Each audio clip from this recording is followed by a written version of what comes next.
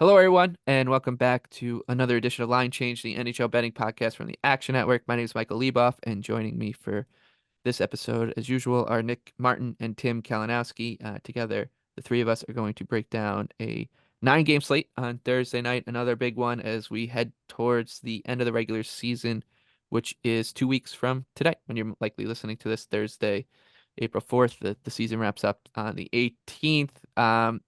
8 games. We'll talk about our underdogs right off the top. Favorite pooches, Nick. We'll start with yours. This is one I think all of us are in agreement with. Tampa Bay's in Montreal. They're playing Toronto Wednesday night. Vasilevsky starts in that one. Think that that's going to come up again. Bolts minus 175, Habs plus 145, and total here 6.5. Yeah, I think we got to go right back with the Canadiens. You had a good call backing them to beat the Panthers, and obviously got a little bit of luck A there lot with of luck. Like that line. Verhaeghe and Yeah. yeah, but I mean they also crushed them. So, Yeah.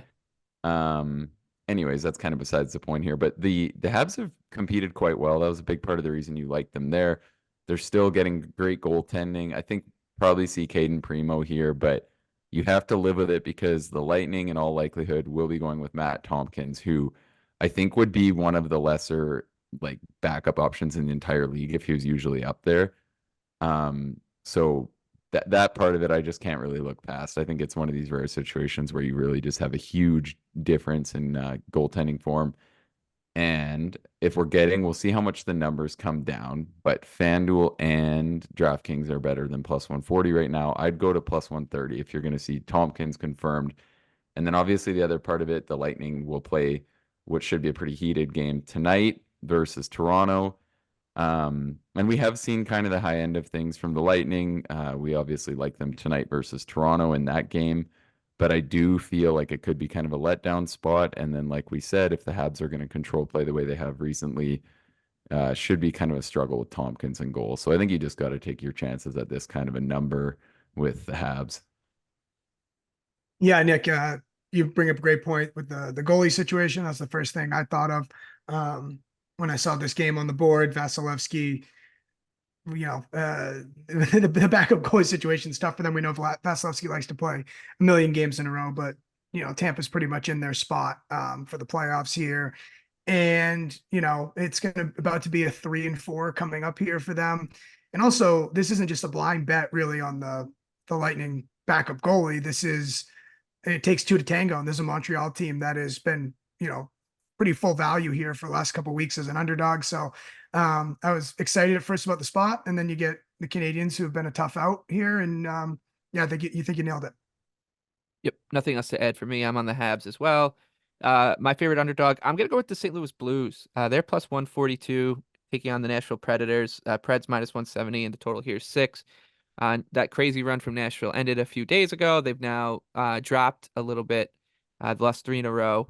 They're not really in danger of missing out on their playoff spot, but they have a 6 point cushion between them and St. Louis. Obviously, St. Louis comes to town, so you'd expect the Blues to be full value in terms of effort wise. In this one, the goaltending for St. Louis has been good all season. I think it's one of the reasons that this team has weathered some storms of like pedestrian play, 5-on-5, and we know that St. Louis has the offensive upside to be a clinical team, and I think they can trade chances with a Predators team obviously that generates a lot. So I just think it's the numbers play, right?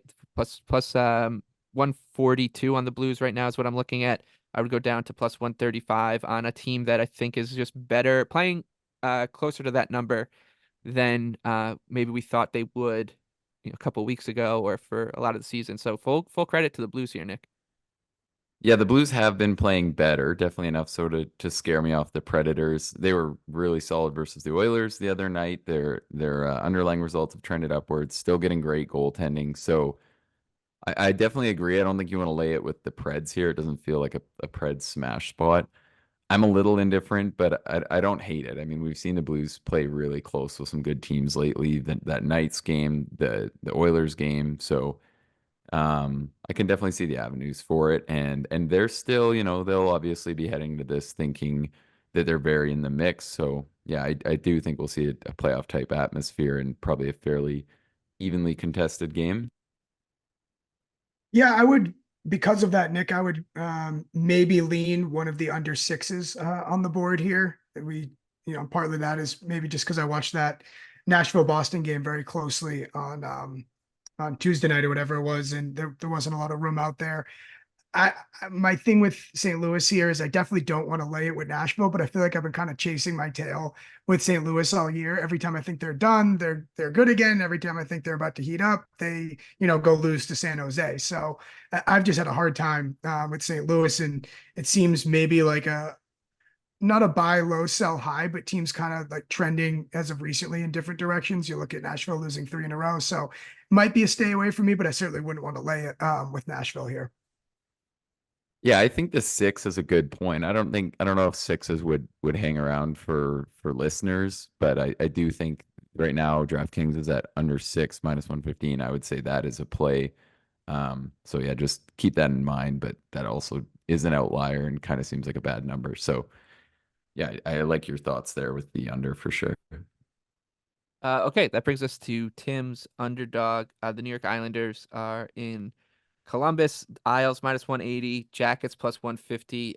Total is 6 for this one. Islanders made everybody sweat it out on both sides of that Blackhawks game on Tuesday night. They've now won 2 in a row. I would say they've done it in less than convincing fashion, and I think that's why Tim, you're not just gonna say like I'm gonna back the team that's in desperation mode against the team that's playing out the string, especially because the Jackets aren't really just doing that. They're punching up pretty well right now. I mean, yeah, Leboff, that's exactly it. I mean, I'm kind of I feel like forced to watch the Islanders very closely because of you. We hop off these podcasts and you're like, oh, big night tonight, big night, and then you get me jazzed up more for the Islanders than the Bruins. But yeah, I mean, I just don't know how in your right mind you could feel comfortable laying this number with the Islanders, and that's why I'm more than happy to take a half unit on an underdog poach here and with the Blue Jackets. And again, the Blue Jackets have punched up well. They beat the Avalanche back on April 1st. So yeah, I mean the Islanders for a large part of that game got outplayed by Chicago. So we run it back again on Thursday night with a Columbus team that's kind of in the same class, and I'm willing to take another stab at it.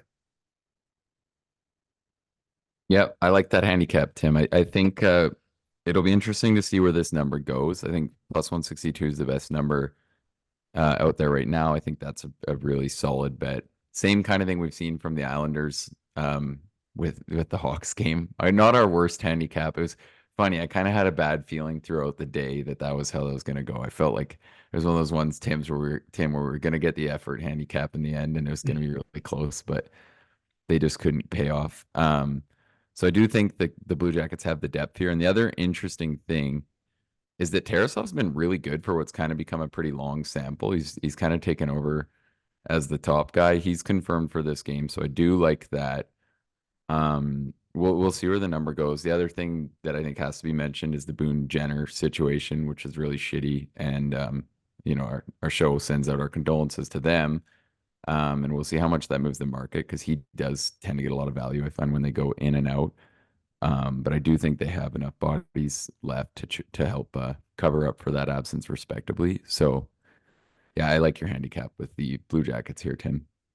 And Leboff, real quick too, the Islanders, they went on a road trip and then just back home for a game against the Blackhawks and then back on the road again here to Columbus. So, I mean, it's not that doesn't make you say, absolutely smash it. It's just kind of plays into the handicap a little more. And that this isn't just like, oh, the Islanders need to win. Got to bet them.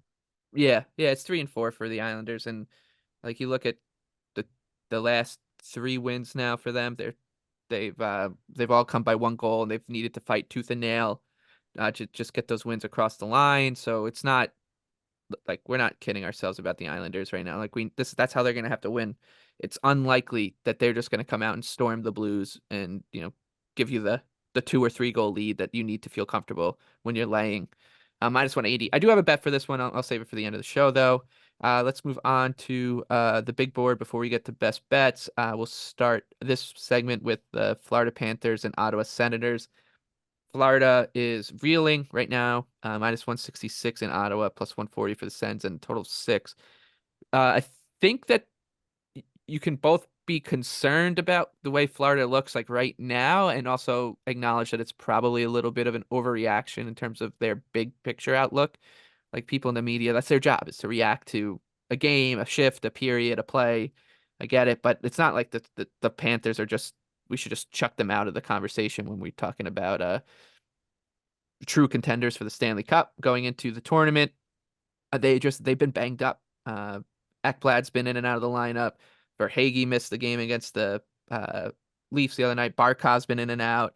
Forsling missed a couple games against the Rangers and Flyers. They just haven't been themselves. They're blooding in some trade deadline acquisitions. So I wouldn't be surprised if like Florida continues to lull a bit as they just try to get across the finish line and manage people as carefully as they can, especially now that they have some uh, more bodies in from the trade deadline. The Kyle Oposos of the world. They can get away with giving Sam Reinhart or Matthew Tkachuk a breather down the stretch too. I would much rather not bet the. I would really like to not bet the Senators in this game, is what I want to say. And I don't think that we're gonna, unless Kachuk's out again and or there's more roster situations that Florida has to deal with. I don't think we could get there. It's a relief. In fact, I think that you might be able to argue that there's a smidge of value on Florida on the road here as they try to finish out this little Canadian swing, Nick. Yeah, I'm not betting this one. This feels like one to me where I could see the Sens extending the Panthers struggles just as easy. I could see them blowing up that Sens game, and hopefully someone out there just played Fleury's save prop, but was the most classic Sens game you've ever seen. Like it felt like at one point, how are they down? They tie it up. They're looking all right. And then they give up a goal, one of the ugliest game winners I've seen, to Letary after like 3 breakdowns. But there was still enough positives in that game that kind of scares me a little bit when they'll be up for this one with the little rivalry that's kind of been going on between these two teams. I also do think that those 2 losses, Kachuk and Verhaeghe, are pretty critical. So I'm really eager to kind of see where this goes. You mentioned those trade deadline guys, but I don't really think Tarasenko's been great this year. And I think Okpozo's been pretty awful. So I don't really know if it is too much of a plug and play. Yeah, all that to kind of just say I think there's enough arguments for both sides here for me. Yeah, I shouldn't say it's a plug and play, but it's just a situation where if they like wanted to just sit those guys, they could be like, well, at least we got NHL bodies we could just put in there Right. and write off a game. Like they're not making emergency recalls or anything like that. And as And they should, because right, yeah, you exactly. can't even say for sure if winning the division would give you a better Yeah. series. Then at this point, it looks like they're not going to win the division. So really, yeah, they're just come into it healthy should be the mindset.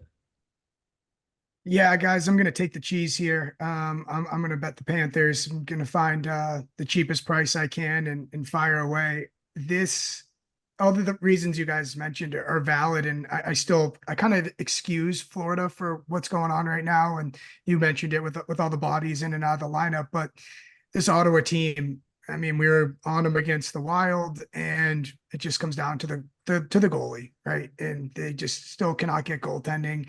I think that there's a Panthers team that still, Paul Maurice definitely wants this team to feel good about themselves. And it's been a tough start to this road trip. So I'm going to try and take Florida cheap here and hope they right the ship. I know that's not the greatest handicap in the entire world, but I feel like even if you put me in net for the Panthers, that they have a goaltending advantage. And from then on out, I think Maurice isn't going to, I don't think wants this team to get too happy or too excusey in sliding here. Yeah, I mean, I think you could argue it's another short price on the Sens because of their process that they just really have never ever paid off at these kinds of prices, or maybe not never ever, but not too often this year. So I can definitely see where you're coming from there. Okay, game of the night, a pick 'em between the Penguins, who are back in the playoff conversation in the Eastern Conference, because all it takes is just win a few games in a row and you're back in it. They are in Washington. Pick 'em for this game right now. This total is at 6. Nick, I'll just hand it over to you. You're a Caps fan. Uh, Obviously you're trying to will them over the line and into a surprising playoff berth, but what do you see from this game, both in terms of betting and your just outlook as a fan here? Yeah, I think betting wise, the Pens are definitely the more valuable side. I played them at open. I think now it'd be a price where I would just pass in part because I don't really want to go on the Pens if I don't need to. But you look at how these teams have trended since that last meeting, and we gave out the Caps at plus 140 when the Caps won 6-0 on March 7th. And I don't think everything that's gone on since then should mean that these prices are so drastically different. And it feels like now it's the Pens that are kind of coming around while the Caps have kind of given it everything they possibly have to get to this point. So I do think it's a reasonable spot on the Penguins. I think they're playing slightly better hockey. They've got more elite offensive talents pulling the rope right now. I I don't want to say like Lindgren's tired at all. He's great versus Buffalo, but I do think we've probably seen the very best of him too. And it's getting to a point where like, is it a concern if he's gonna get a little withered? So I think that part of it is a factor as well. They might even play Kemper here. I Well, wouldn't be Kemper left shocked. practice today too. I was going to say.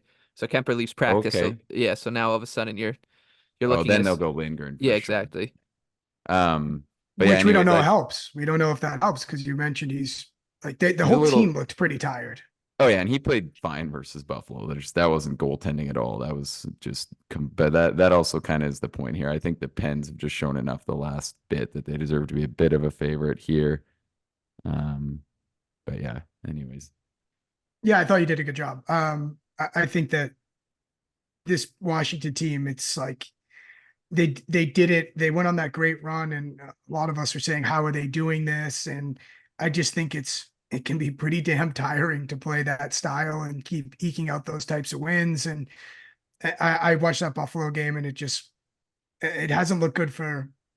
It has just they get blown out by Toronto, and that Sabres game was never close. It's just looks kind of like a tired bunch that maybe is playing to what their actual like roster is, which is like, pretty kind of mediocre, right?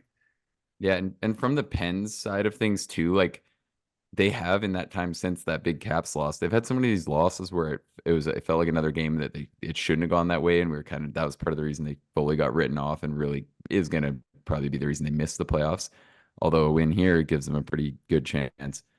And I do think when you look back at it, it does feel like there's kind of a couple games that maybe they got a little underrated just because they weren't winning and it had gone on for so long. Like I thought that the Dallas game, obviously the game in Colorado, and then since then they've been getting the wins. So it feels like kind of the Pens got completely written off, and now we're at a point where the price has trended down so much from where it was when these two teams met a month ago that I think you can try to buy back in on the Pens. And this is how this race goes. These teams lose games. Like it's They're all just not that good. I feel like that's what yeah. it comes down to. It's like whoever's in the spot, whoever's not in the spot, you can't count on any of them to do anything. So Like Yep. close your eyes, you can see on Thursday the Islanders lose and Washington loses, and we're just like we're doing the same thing we're doing every single day here. Yep. the only fitting end would be the stupidest team of them all getting in, like Buffalo or something, and just losing 4 games. I feel like that is how this thing needs to wrap up. Yeah, they're not winnable games. Every time you hear like, oh, that's a winnable game, Islanders, and they're all losable games. These are all losable games. Um, I will say like that if you're betting the Penguins to make the playoffs, um, just take a quick peek at the other side of this game because it isn't an easy schedule and they have to club close to running the table to get out. They got the Caps, of course, and then a Lightning team that's been rolling pretty well, Leafs as well. Then they play a huge game against the Red Wings. Then it's the Bruins. Then it's the Predators. And then they close out the season in what could be a huge game against the Islanders on the 17th. So it's still would take even with a win, it would take some gusto. But the Penguins they're playing well. The top guys are going. I think that the goaltending too, like Nedeljkovic has been fine with Jarry in and out. So it's yeah, this is a I think that making it's when you look at a game and it just makes sense that the if you were to look at a game and just say that game makes so much sense for the bookmakers to make it a coin flip, this one is right there because there's just so much to kind of consider for either side. I would lean towards Pittsburgh if you can get anything at plus money, depending on where this number goes. But I'm assuming that it would likely go towards Pittsburgh if anything.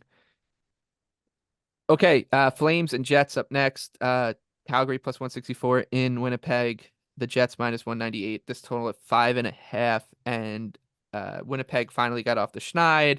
They are in like an interesting spot in terms of just their standings and what they're still playing for.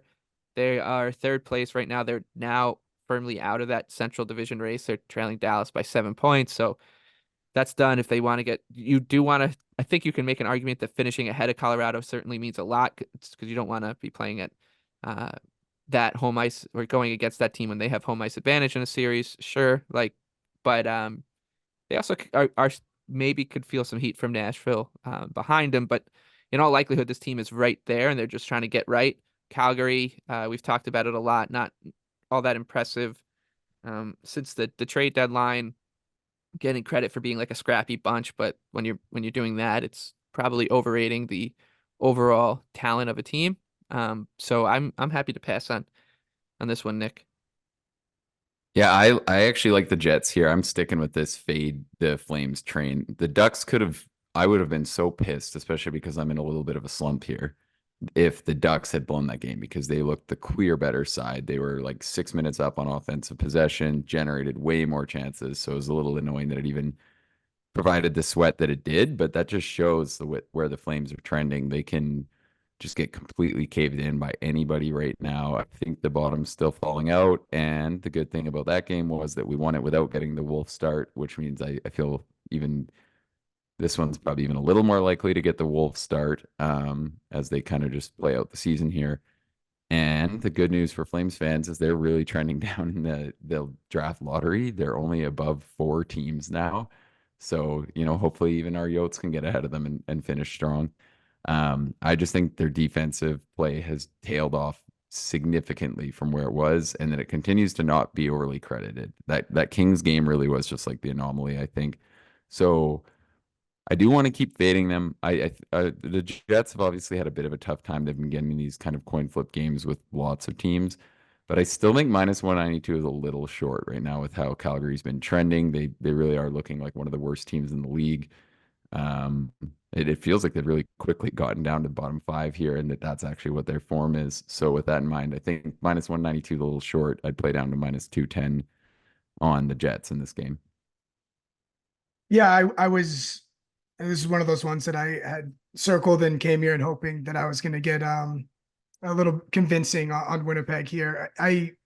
Nick, you've been bang on about the Flames run of play and the bottom falling out completely. And the good news is the Jets run of play actually makes me feel like, Calgary really has their attention here. And especially when they are in the standings, not necessarily the handicap of they have to win this game, but just that they're not going to take this team completely lightly because they can't. So I don't think that this is a spot where they're going to be overlooking Calgary.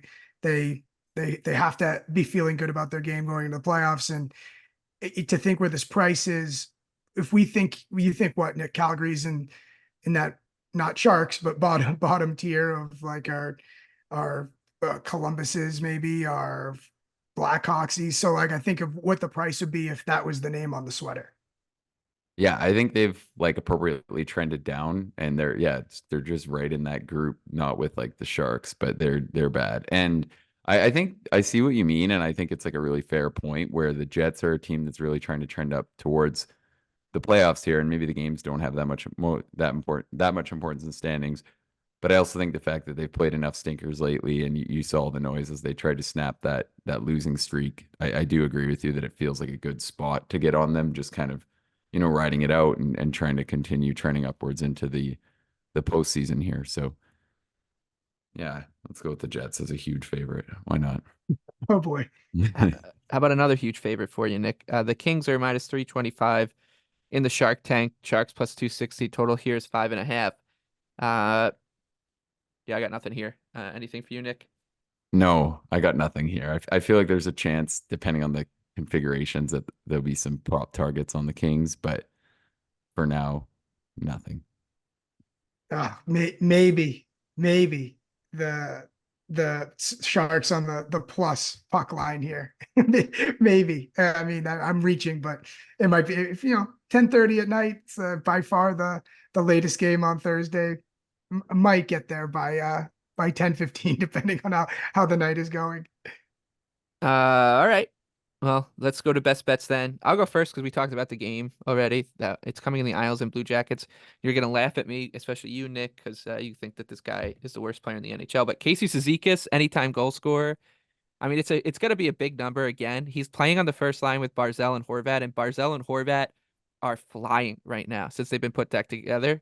And here's the kicker: power play one, Bo Horvat, Matt Barzal, Noah Dobson, John Gabriel Pajot, and Casey Cizikas against the Blackhawks the other night. So it's just you're gonna be getting like 6-1. Maybe it'll be down a little bit because they're playing the Blue Jackets. But even like you're gonna get 5-1, I think, on Casey Cizikas to jam home a play where Barzal like draws 3 defensemen, the other one goes to three defenders, and the other one goes to Horvat. The other guy's got to choose between Cizikas or the 2 defenders, and Cizikas might be just wide open. So I just think the number is just way too long. So that's my favorite bet, targeting Casey Cizikas, who had his first power play point, Nick, against the Blackhawks since, get this, November of 2016. What about you? What's your favorite bet? I think you just strengthened our handicap on the Blue Jackets. Yeah, exactly. I was about to say, Leave. I'm going to take Cizikas anytime with Blue Jackets win. Yeah. That's going to be the same game parlay. That is, that Horvat and Barzal have been pretty insane in most of these big Islanders games, though. So I can see that part of it. If you're getting plus 500 on top line, top power play versus the Blue Jackets, respectable. But I do. Hopefully that just means the Blue Jackets can win this one. I am going with Tim. Me and you split ours here. Okay, so I settled on, and obviously this means I like Tim's, but I settled on the Avs. I think the Avs are in a great spot to best the Wild. Nothing about that Wild game versus Ottawa told me that they're a team I don't want to stop fading. I think that if anything helps us hold up value again, where they snuck out a win that they were less than impressive in. I thought Ottawa was probably the better team, got lesser goaltending, which is obviously how it's typically going to go between these sides. But I just think right now the Avs are playing like one of the true best teams in the league, and that Minnesota's getting a little bit too much market respect here. So at the time of recording, the Avs are minus 148. I would go down to minus 165. If you wanted to take it with the in-reg, if you don't like playing such a juice number, that's fair. But the one caveat to that we've kind of thrown out there a couple times is that playing it that way has actually been a losing play compared to just taking your chances in overtime. So I kind of just prefer laying the juice and taking your chances of winning in any fashion with the Avs. Yeah, I like the Avs here too. Feels like Leibov, as you say, feels good to bet Byron. Feels good to bet the Avalanche coming off of the loss to the Blue Jackets, and before that, a loss to Montreal. I feel like the Avalanche maybe got a little too comfortable after that run they went on post trade deadline. They tried to turn it on in the second half of that Blue Jackets game, but kind of got goal leads. Did the thing where they throw the Stars out on the ice for half the game and just couldn't pull it within 2. So I like them here, and over an inferior Wild team. Feels like we're getting the Avalanche cheap coming off that Wild win over the Senators, which, as you said, Nick, was more of an indictment on the Senators than it was the Wild. Yeah, I like the Avs here too. Not too much to add. I think that sneaky that finishing second in the Central might end up being the better play than winning it in terms of first round matchup now, which is quite funny. But yeah, the Avalanche I think are well deserving to be a little bit shorter price than this, even on the road against a Wild team that's also going to be missing Marcus Foligno and Ryan Hartman, so it's not even a full complement of Minnesota Wild players. Finally, Tim, you can bring us home for the week with your best bet, which is coming in with Bruins and Canes. Carolina, same price as Colorado, minus 148. Bruins plus 124, total of 5.5. Yeah, I'm on the Hurricanes here. I'm going to lay it. This Bruins team, it feels like they've been on the road for like 2 weeks now. They've played a lot of hockey, a lot of travel, and a lot of really close games. The 3-0 score over Nashville was not an indication of really how that game went. It was 0-0 for about 50 minutes or so, and it also shows too the way the Bruins get that win is just all of a sudden magic from Brad Marchand, and then they finish the game off. that is how the Bruins have kind of been playing here, and it's a very thin kind of margin. I feel like it's, and again, when you factor in the road trip, you look at how close those games have been, and Carolina hasn't played since Saturday, so pretty. It's not necessarily a significant rest advantage, but Carolina's been sitting here waiting for them at home, and the way Carolina can dominate 5-on-5 play, I think that's a tough matchup for the Bruins. We've seen it in years past. The way that the Hurricanes like to play has given the Bruins fits. So I'm going to go with Carolina here, and probably like it up to -155. Yeah, I'm right with you. I like this one. This looked quite short to me, like almost disrespectful to the Canes. They're healthy. They've been sitting there all week on ideal rest. They're at home where they've been really, really good for 3 straight seasons. I just don't really see how this one's so close at all. I know the Bruins have a pretty big edge in goal, but it feels like a pretty good spot to just take the obvious side with the Canes. It really was they're -146 right now. I'm pretty like that. I expect this to be closer to like -165. You look at Carolina's the outright favorite in the cup odds, and we've talked about how part of that is their positioning. But it feels surprising to see like this market respect for the Bruins, given how everyone kind of thinks they've been trending. So yeah, I think it's just too short on the Canes right now. I feel like they're either one or two in terms of the best teams in the league right now, rested, healthy. So I think you just got to take your chances. Yeah, yeah, I'm in agreement there. I think Carolina is just like Colorado, just in a different tier compared to Boston, and at home and healthy. While Boston is running all over the eastern part of the country, it seems. So that's Carolina for Tim's best bet. Nick liked the Colorado Avalanche. I came in on Casey Cizikas as an anytime goal scorer, long shot for my favorite play. The underdogs. Tim went back to his Islander fade. He's going with the Columbus Blue Jackets. Nick likes the Montreal Canadiens down to +130. And I took a shot on the St. Louis Blues as against the Nashville Predators. That does it for us this week on Line Change. Be sure to check us out on Friday into Saturday as we preview Saturday slate for our Power Plays video presented by Bet365. But until then, for Nick and Tim, I'm Mike. Best of luck with your bets.